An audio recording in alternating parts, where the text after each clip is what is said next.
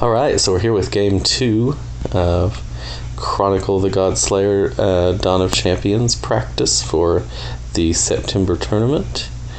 And Game 2 of a match with Shoujax, I think it said. Probably butchering the pronunciation there. Shoujax? I don't know. Anyways, having a little fun just jamming some games. So he picked up the Riftgate Conjure, and I'm pretty tempted by cards that vanish. And he had 5, right? So the thing about that is I can take the Riftwatch turret next turn if it still looks as juicy as it does right now. So I'm going to take the Void Initiate and the Temple Librarian, and then he won't get those.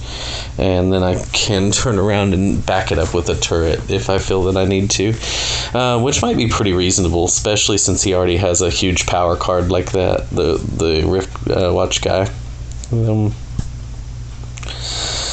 Of course, if I buy it and something else like that comes out, well, still, you don't want him to have 2 of them. Don't want to feel like you're forced, kind of want to be forcing the action. So I'm going to take the Riftwatch turret and give myself a little bit of incremental advantage with the power going forward.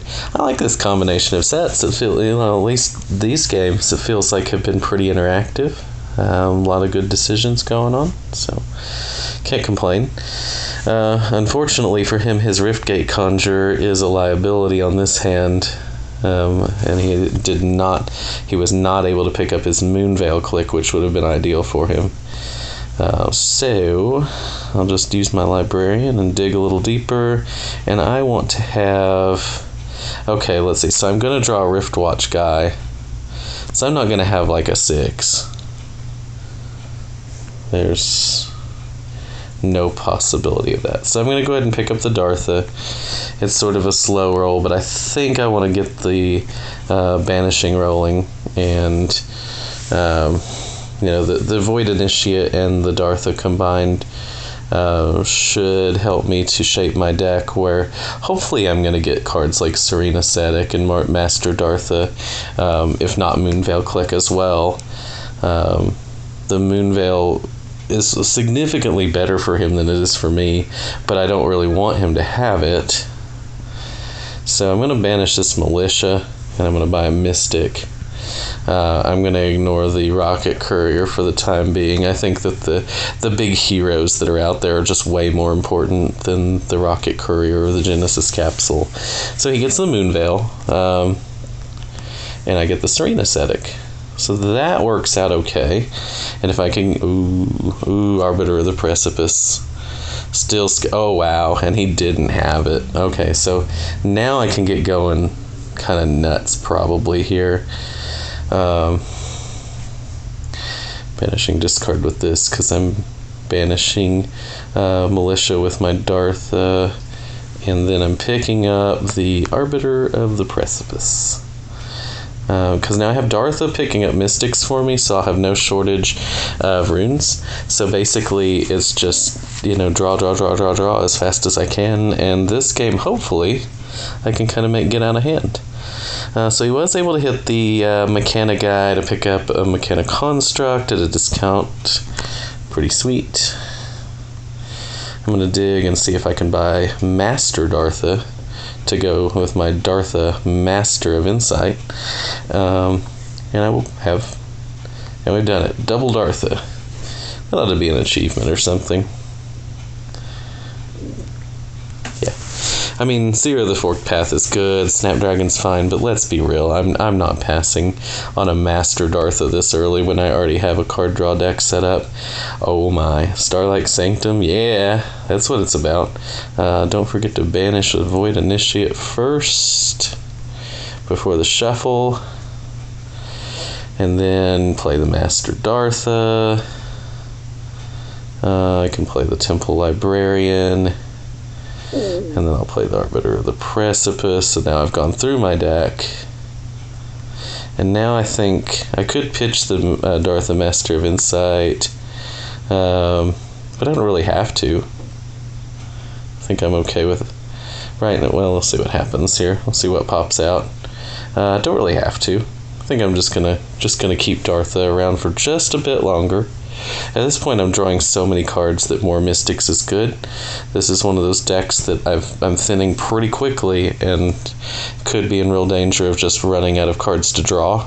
I am down 9-1, so at some point I probably have to start taking honor, but, you know, these are details. He's got the Druid. He's yet to unite his Moonveil Click, which is really kind of the greatest advantage that he had, was the Moonveil Click, and just hasn't been fortunate enough thus far to do that. I don't think I'm really going to need the Deathfinder, so I'll get rid of that. And now I will pitch the Dartha Master of Insight for a Mystic, because I want the Library Familiar, and I also want to use my Void Initiate for value this one more time at least.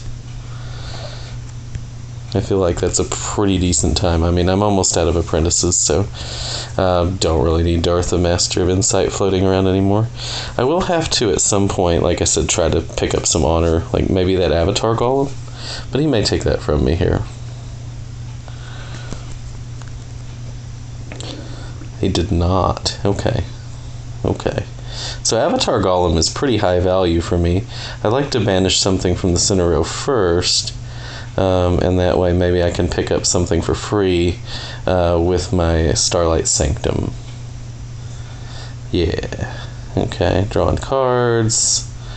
And now, see, I guess I buy Rocket Courier first. And then I can draw, kind of want to draw the Rocket Courier. Okay. Oh, didn't do it yet though, but I will with the Arbiter of the Precipice, so that's all fine. I'll take the Avatar.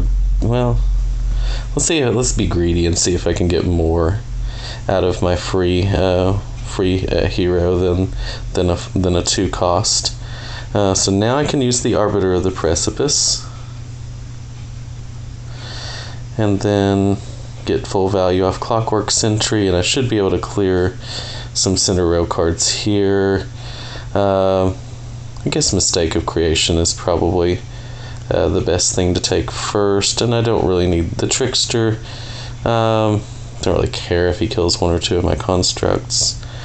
And so now I'm going to take the Avatar Golem. I do want to have the Avatar Golem. Unfortunately, I only get Shepherd of the Lost out of it, but it works out because I can just go ahead and banish it right away. And then I'm going to pick up a Heavy for good measure.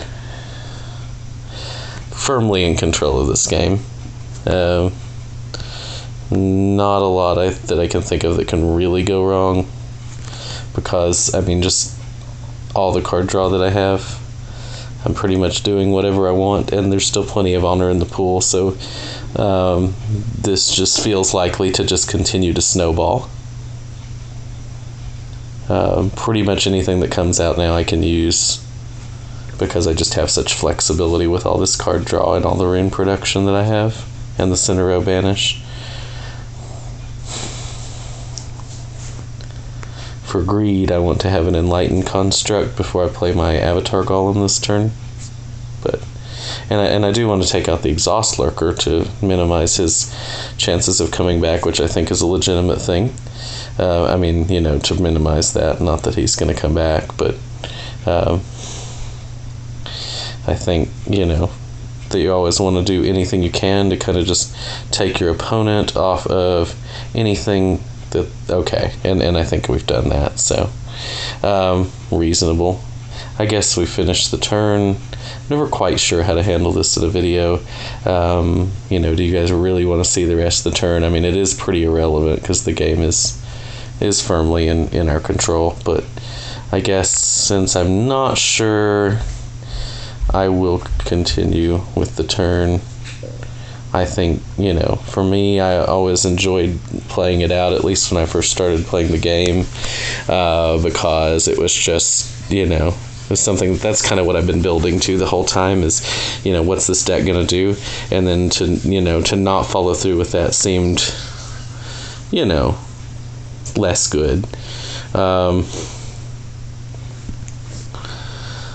But I mean, yeah, we did it. Like, it's done. It's a done deal. This game is not close by any stretch of the imagination. I've already killed all his constructs. They just haven't been dealt with in real time, because that's the way that it works on the app when you're playing a game with a human opponent. So, I mean, we did it.